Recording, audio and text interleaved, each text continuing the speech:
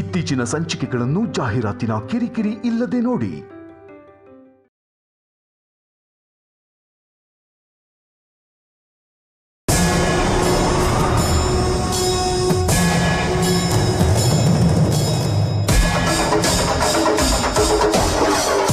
ನಾನು ಅವನಿ ಕತ್ತಿಗೆ ತಾಳಿ ಕಟ್ಟಿ ತಿಂಗಳಾಗ್ತಿದೆ. ಇಲ್ಲಿವರೆಗೂ ತಾಳಿನ ಹೊರಗಡೆ ತೋರ್ಸೋಕಾಗ್ದಿರೋ ಪರಿಸ್ಥಿತಿಗೆ ತಳ್ಳಿದ್ದೀನಿ. ಕಾರಣ ಅಮ್ಮ ಕೋರ್ಕೊಳ್ಳೋ ಜಾತಕ ಅವಳದಲ್ಲ. ಅದಕ್ಕೆ ಒಳ್ಳೆ ಊಟ, ಒಳ್ಳೆ ಬಟ್ಟೆ, ಒಳ್ಳೆ ಸೌಕರ್ಯಗಳನ್ನ ಕಲ್ಪಿಸೋಕಾಗ್ತಿದೆ. ಆದ್ರೆ ಅದರಲ್ಲಿ ಅವಳ ಸಂತೋಷನ ಹುಡ್ಕೊಳ್ಳೋಕಾಗ್ತಿಲ್ಲ.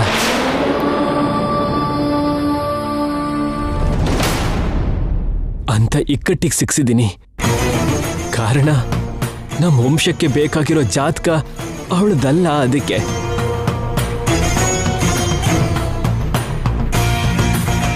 ಮೂಗುತ್ತಿನ ತರಿಸೋ ಅದೃಷ್ಟ ಕೈ ತಪ್ಪು ಹೋಯ್ತು ಅಂತಾನ ಅವಳಿಗೆ ಅಷ್ಟೆಲ್ಲ ನೋವು ಕೊಡ್ತಿರೋದು.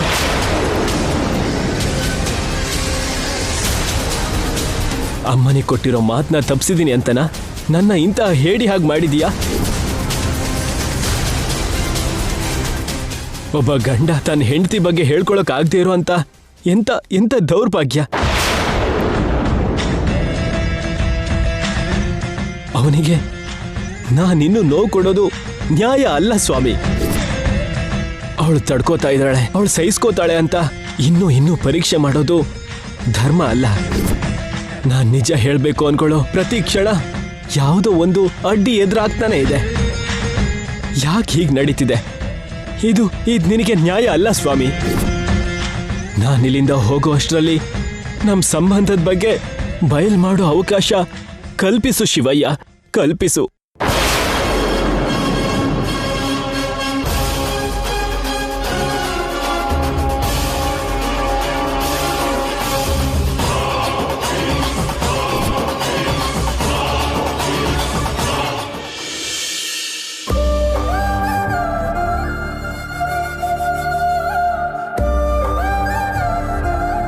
ಈಗೇನು ಮಾಡೋದು? ಸಂಪ್ರದಾಯ ಹೊಂದಾಣಿಕೆ ಆಗ್ತಿಲ್ಲ, ಪದ್ಧತಿ ಬೇರೆ ಅಂತ ನಮ್ಮನ್ನು ಒಂದಾಗೋಕೆ ಬಿಡ್ತಿಲ್ಲ. ಅವರು ಬೇರೆ ಆಗದೆ ಇರೋದಕ್ಕೋಸ್ಕರ ನಮ್ಮನ್ನು ಬೇರೆ ಮಾಡ್ತಿದ್ದಾರೆ. ನಾವಿಬ್ರು ದೂರ ಆಗಿ ಬದುಕೋಕ್ಕಾಗುತ್ತಾ? ಹಾಗಂತ ವೇದವತಿಯವರ ಮಾತನ್ನ ಧಿಕ್ಕರಿಸಿ ಎದುರಿಸಿ ಮದುವೆ ಮಾಡಿಕೊಂಡ್ರೆ ಸುತ್ತಮುತ್ತ ಹಳ್ಳಿ ಜನರು ನಮ್ಮನ್ನ ಕ್ಷಮಿಸಲ್ಲ. ಜೀವನ ಪೂರ್ತಿ ಸಾಯ್ತಾ ಬದುಕೋದಕ್ಕಿಂತ ಸಾಯೋದೇ ಒಳ್ಳೇದು. ಹೌದು, ಅಮ್ಮವರಾದ್ರೂ ನಮ್ಮ ಪ್ರೀತಿನ ಅರ್ಥ ಮಾಡಿಕೊಂಡು ನ್ಯಾಯ ಸಿಗುತ್ತೆ ಅನ್ಕೊಂಡಿದ್ದೆ. ಅವರು ಕೂಡ ನ್ಯಾಯ ಕೊಡಿಸ್ಲಿಲ್ಲ. ಬಾಸ ತಗೋಣ.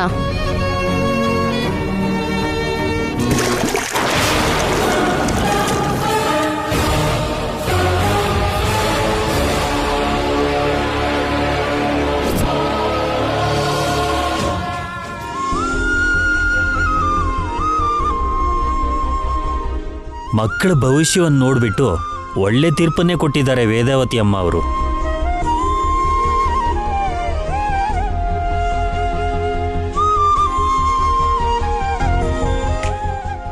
ವೇದಾವತಿ ಅವರೇ,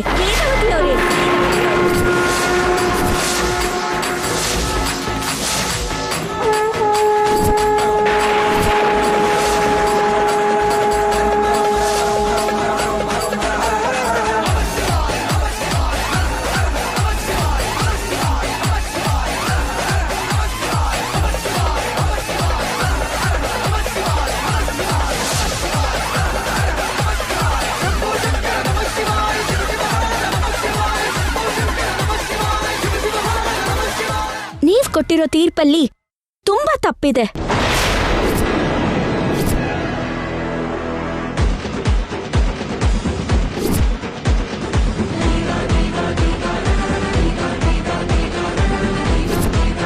ವೇದಾವತಿ ಅಮ್ಮ ಅವರು ಕೊಟ್ಟಿದ್ದ ತೀರ್ಪನ್ನ ತಪ್ಪಂತೀಯ? ತಪ್ಪು ಅಂತ ಹೇಳೋದ್ರಲ್ಲಿ ತಪ್ಪೇನಿದೆ?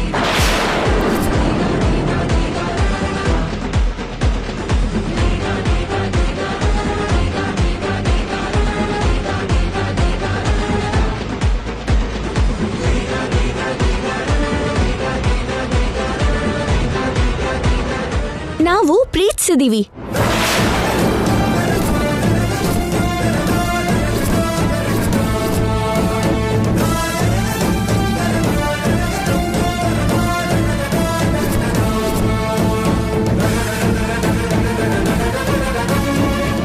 ನಮ್ ಪ್ರೀತಿನ ಸಾಯಿಸ್ಬೇಡಿ.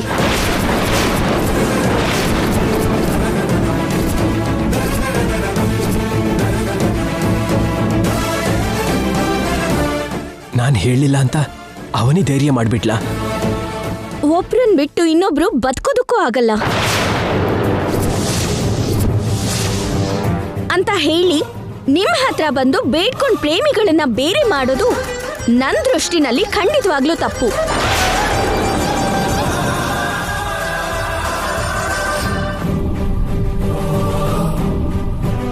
ನನ್ನ ತೀರ್ಪನ್ನ ತಪ್ಪು ಅಂತ ಹೇಳಿರೋ ಮೊದಲನೇ ವ್ಯಕ್ತಿ ನೀನೇ. ತಲೆ ಮೇಲೆ ಕೂರಿಸ್ಕೊಂಡಿದ್ರಲ್ಲ, ಅದಕ್ಕೆ ಅವಳಿಗೆ ಕೊಂಬು ಬಂದಿರೋದು. ಅವನೇ ಹಾಗೆ ಮಾತಾಡದ್ಲು ಅಂದ್ರೆ ಏನೋ ಒಂದ್ ಕಾರಣ ಇದ್ದೇ ಇರತ್ತೆ. ಮೊದಲು ಆ ಕಾರಣ ಏನು ಅಂತ ಹೇಳಬೇಕು. ಸುಮ್ಮನೆ ಊರ್ನವ್ರ ಮುಂದೆ ಎಲ್ಲ ಏನೋ ಒಂದು ಹೇಳ್ಬಿಡ್ಬಾರ್ದು. ಅಮ್ಮ, ಅವಾಗಿಂದ ನಮ್ಮ ಮಕ್ಕಳು ಕಾಣ್ತಾ ಇಲ್ಲಮ್ಮ. ನೀವ್ ಕೊಟ್ಟಿರೋ ತೀರ್ಪಿಂದ 2 ಜೀವಗಳು ಬಲಿಯಾಗೋದ್ವು.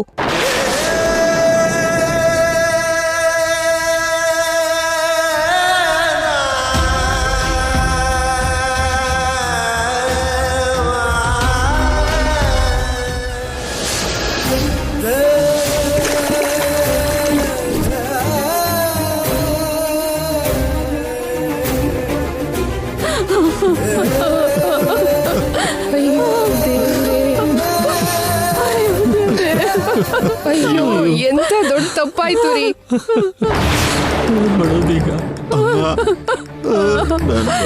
ಅಯ್ಯೋ, ಎಂತ ಕೆಲ್ಸ ಮಾಡ್ಬಿಟ್ರು.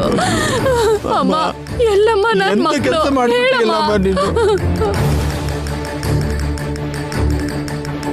ಈಗ ನಿಮ್ ಮಕ್ಕಳು ಸತ್ತೋದ್ರೆ ನಿಮಗೇನ್ ನಷ್ಟ ಬಂತು? ಅದೇನು ಹಾಗಂತೀರಾ? ನಿಮ್ ಕಟ್ಟುಪಾಡುಗಳು, ನಿಮ್ ಪದ್ಧತಿಗಳು ಬದುಕ್ತಲ್ಲ. ಅವರೇ ಇಲ್ಲ ಅಂದ್ಮೇಲೆ ನಾವು ಯಾರಿಗೋಸ್ಕರ ಬದುಕ್ಬೇಕಮ್ಮ? ಎಲ್ಲಿದಾರಮ್ಮ ಅವರು? ಅವ್ರ ಶವ ನೋಡಿ ಯಾತ್ರೆ ಮಾತ್ರ ವಾಪಸ್ ಬರ್ತಾರಾ?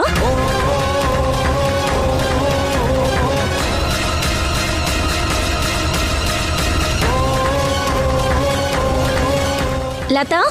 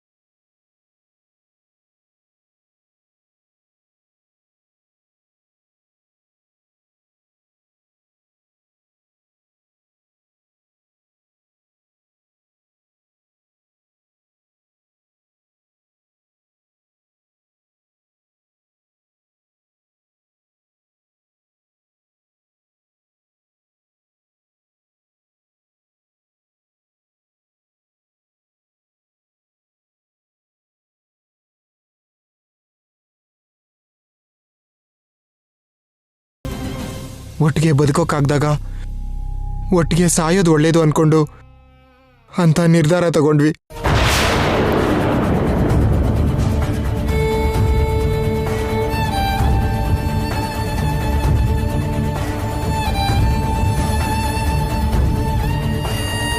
ಆ ಸಮಯದಲ್ಲಿ ನಾನ್ ನೋಡಿದಕ್ಕೆ ಸರಿ ಹೋಯ್ತು.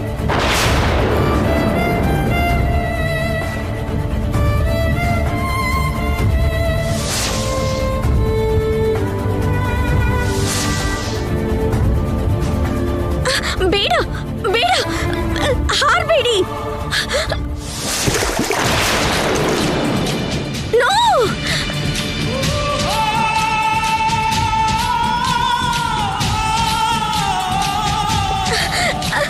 ಹೆಲ್ಪ್ ಹೆಲ್ಪ್, ಯಾರಾದ್ರೂ ಬಂದು ಕಾಪಾಡಿ.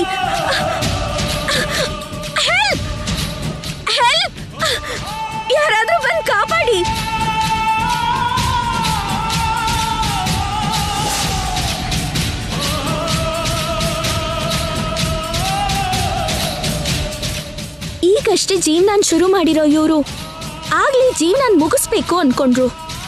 ಅದಕ್ ಕಾರಣ ನಿಮ್ ತೀರ್ಪು.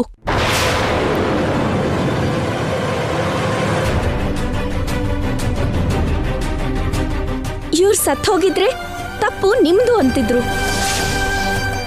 ಆಗ ಜನರಿಗೆ ನೀವು ಮಾಡಿರೋ ಒಳ್ಳೆ ಕೆಲಸ ಯಾವುದು ನೆನ್ಪಿರ್ತಿರ್ಲಿಲ್ಲ. ನಿಮ್ ತೀರ್ಪು ಸುತ್ತಮುತ್ತ ಹಳ್ಳಿಗಳಿಗೆ, ಅಲ್ಲಿರೋ ತಲೆಮಾರಿಗಳಿಗೆ ಆದರ್ಶವಾಗಿರ್ಬೇಕು ಅನ್ಕೊಂಡಿದ್ರಿ. ಆದ್ರೆ ಅದರಿಂದ ಈ ತಲೆಮಾರು ನಷ್ಟ ಅನುಭವಿಸ್ತಾ ಇದೆ.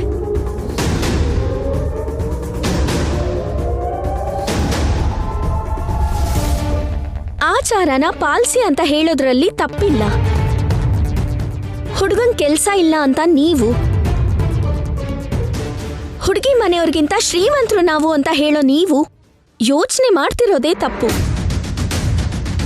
ಇದು ಬರೀ ಆಕರ್ಷಣೆ ಆಗಿದ್ರೆ ಸಾವಿನವರೆಗೂ ಹೋಗ್ತಾ ಇರ್ಲಿಲ್ಲ ಆಂಟಿ.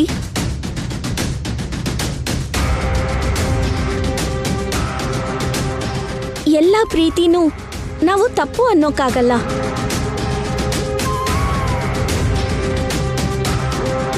ನಾನ್ ಮಾತಾಡಿರೋದ್ರಲ್ಲಿ ಅರ್ಥ ಇದೆ ಅಂತ ಅನ್ಸಿದ್ರೆ ಈ ಜೋಡಿಗೆ ಮದ್ವೆ ಮಾಡಿ.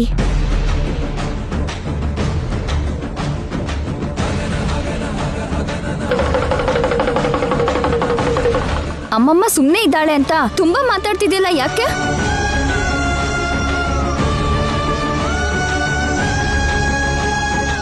ನನ್ ಮಾತನ್ನ ಅರ್ಥ ಮಾಡ್ಕೊಳ್ಳೋಷ್ಟು ಜ್ಞಾನ ನಿನಗಿನ್ನೂ ಬಂದಿಲ್ಲ. ನೀನೇನು ಮಾತಾಡ್ಬೇಡ.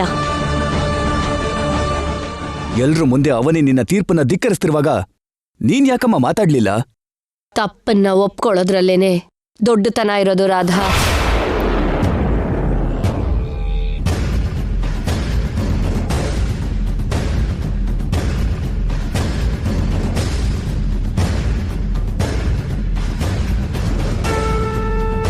ಅವನಿ ಯೋಚನೆ ಮಾಡಿರೋಷ್ಟು ಆಳವಾಗಿ ನನಗೆ ಯೋಚನೆ ಮಾಡೋದಕ್ಕಾಗ್ಲಿಲ್ಲ.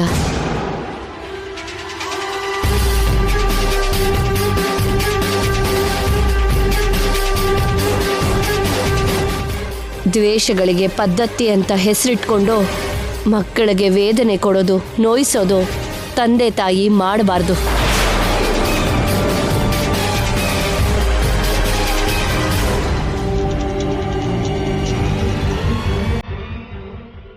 ಅದು ಪಾಪ.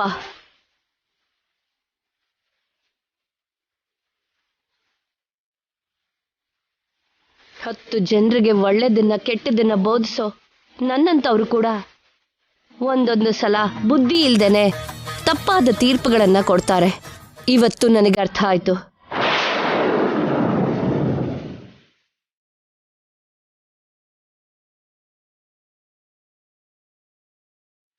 ಈ ವಿಷಯದಲ್ಲಿ ನಾನು ಮಾಡಿದ್ದು ತಪ್ಪು.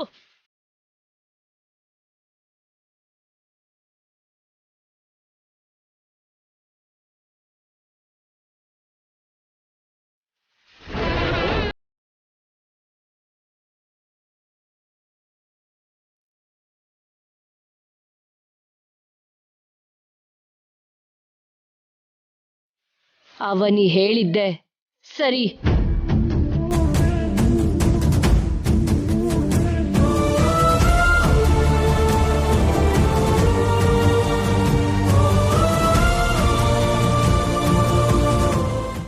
ನಾನು ಕೊಟ್ಟಿರೋ ತೀರ್ಪನ್ನ ಮನಸ್ಸಿಂದ ತೆಗೆದುಹಾಕಿ ಇಬ್ಬರಿಗೂ ಮದ್ವೆ ಮಾಡಿಸಿ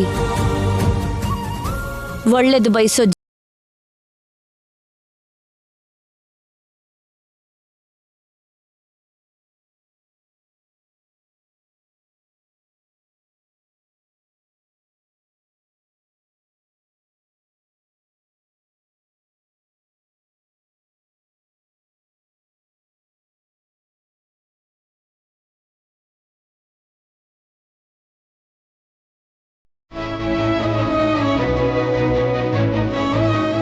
ಅಯ್ಯೋ, ಏನ್ ಮಾಡ್ತಿದ್ದೀರಾ? ಎದ್ದೇಳಿ.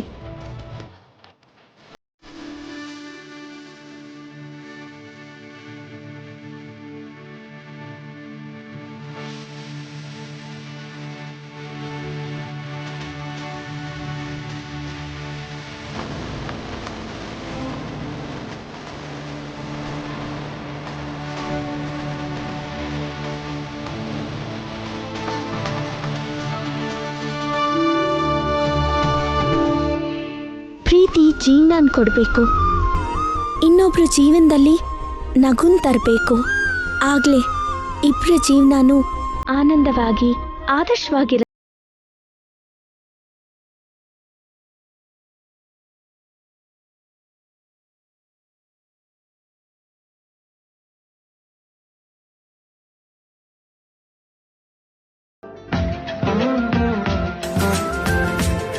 ಏನ್ರಿ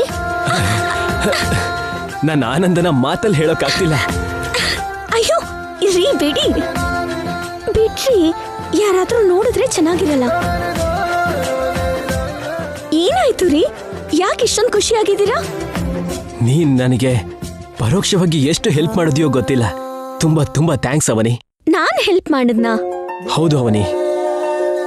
ಆಗ್ಲೇ 2ನೇ ಪ್ರಯತ್ನ ಮಾಡೋದಕ್ಕೆ ಅಮ್ಮನ ಹತ್ರ ಹೋದಾಗ ಅಮ್ಮ ಪ್ರೇಮಿಗಳಿಗೆ ಅಂತ ತೀರ್ಪು ಕೊಟ್ಟು ಕಳಿಸಿದ್ದಕ್ಕೆ ನಾನು ತುಂಬಾ ಡಿಸಪಾಯಿಂಟ್ ಆದೆ.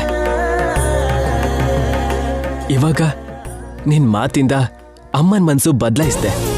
ಒಂದು ಪ್ರೇಮಿಗಳಿಗೆ ಮದ್ವೆ ಆಗೋ ಹೋಗ್ ಮಾಡ್ದೆ. ಅಂದ್ರೆ ಎಷ್ಟೇ ದೊಡ್ಡ ಪ್ರಾಬ್ಲಮ್ ಆದ್ರೂ ಅಮ್ಮನಿಗೆ ಹೇಳೋ ರೀತಿಲಿ ಹೇಳಿದ್ರೆ ಕೇಳ್ತಾಳೆ, ಒಪ್ಕೋತಾಳೆ ಅಂತ ನನಗಿವಾಗ ಅರ್ಥ ಆಯ್ತು. ನನ್ನ ರೂಟ್ ಕ್ಲಿಯರ್ ಆಯ್ತು.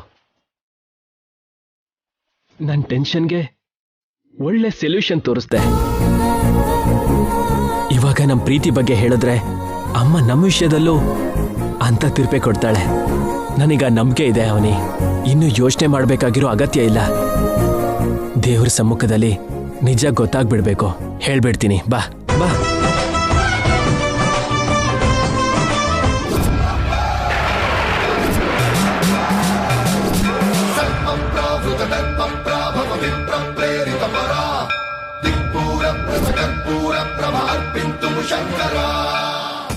ಅವಲಕ್ಷಣ ಇರೋನ್ಗೆ ಅಕ್ಷತೆ ಕೊಟ್ರೆ ಹೊರಗಡೆ ಹೋಗಿ ಅದನ್ನ ಬಾಯಿಗೆ ಹಾಕೊಂಡಂತೆ.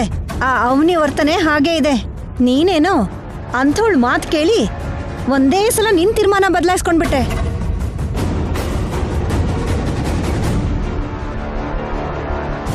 ಅವನಿ ಹೇಳಿದ್ದು ಒಳ್ಳೇದು ಅಂತ ಅನ್ಸಿದ್ದಕ್ಕೆ ವೇದವತಿ ಅವಳು ಮನಸ್ಸನ್ನ ಬದಲಾಯಿಸ್ಕೊಂಡ್ಲು.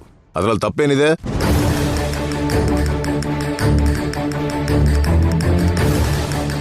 ನೀವ್ ಹೇಳಿದ್ದು ಲಾಜಿಕ್ಕೆ ಮಾವ. ಸ್ವಲ್ಪ ಹೊತ್ತು ನೀವ್ ಹೇಳಿದಿಟ್ಕೊಂಡು ನಾವು ಮಾತಾಡೋಣ.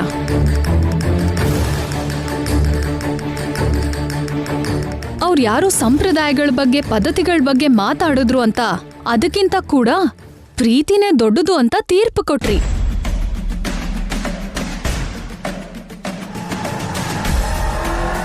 ಹೊರಗಡೆಯವ್ರ ವಿಷಯ ಮಾತ್ರನಾ, ಇಲ್ಲ ಅಂದ್ರೆ ಮನೆಯವ್ರ ವಿಷಯದಲ್ಲೂ ಕೂಡ ಇದೇ ತೀರ್ಪಿರುತ್ತಾ?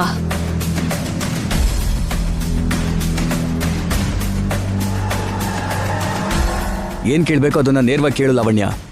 ಹೊರಗಡೆ ಅವ್ರು ಮಾಡಿದ ಕೆಲ್ಸನ ಶ್ರೀಕರ್ ಮಾಡಿದ್ರೆ ನೀವ್ ಸುಮ್ನೆ ಇರ್ತಿದ್ರ ಅತ್ತೆ?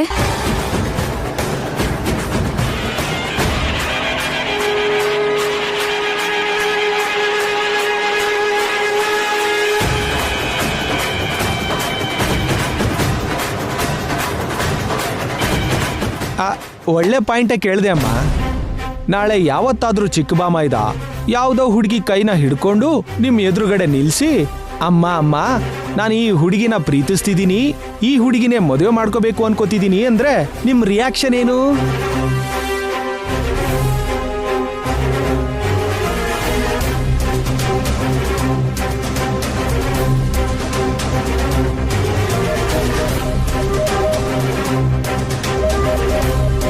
ಪ್ರೀತಿಸಿ ಮದುವೆ ಬಗ್ಗೆ ಪರ್ಮಿಷನ್ ಕೇಳೋದು ಒಂದು ಪದ್ಧತಿ. ಒಂದ್ ವೇಳೆ ಯಾವುದೋ ಸಿಚುವೇಶನ್ ಅಲ್ಲಿ ಆ ಹುಡುಗಿನ ಮದುವೆ ಮಾಡ್ಕೊಂಡು ಡೈರೆಕ್ಟ್ ಆಗಿ ಮನೆಗೆ ಕರ್ಕೊಂಡ್ ಬಂದ ಅಂತ ಅನ್ಕೋ, ಅವಾಗೇನ್ ಮಾಡ್ತೀಮ್ಮ?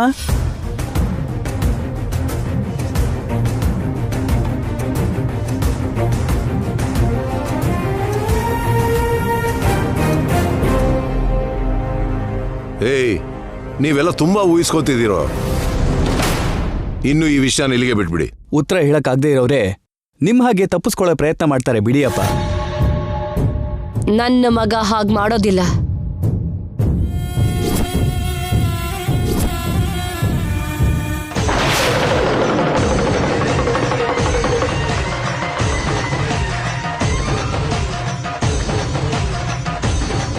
ಮಾಡಲ್ಲ ಅಂತ ಏನ್ ಗ್ಯಾರಂಟಿನಮ್ಮ? ರಾಧಾಕೃಷ್ಣ ಲಾವಣ್ಯನ್ ಕರ್ಕೊಂಡ್ ಬರ್ಲಿಲ್ವಾ?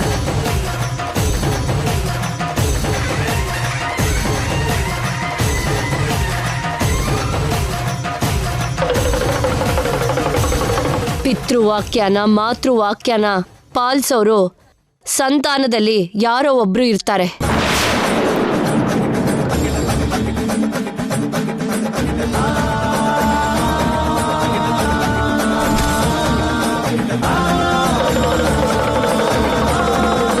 ನನ್ನ ಮಗ ಶ್ರೀಕರ್ ಹಾಗೆ ಮಾಡಲ್ಲ.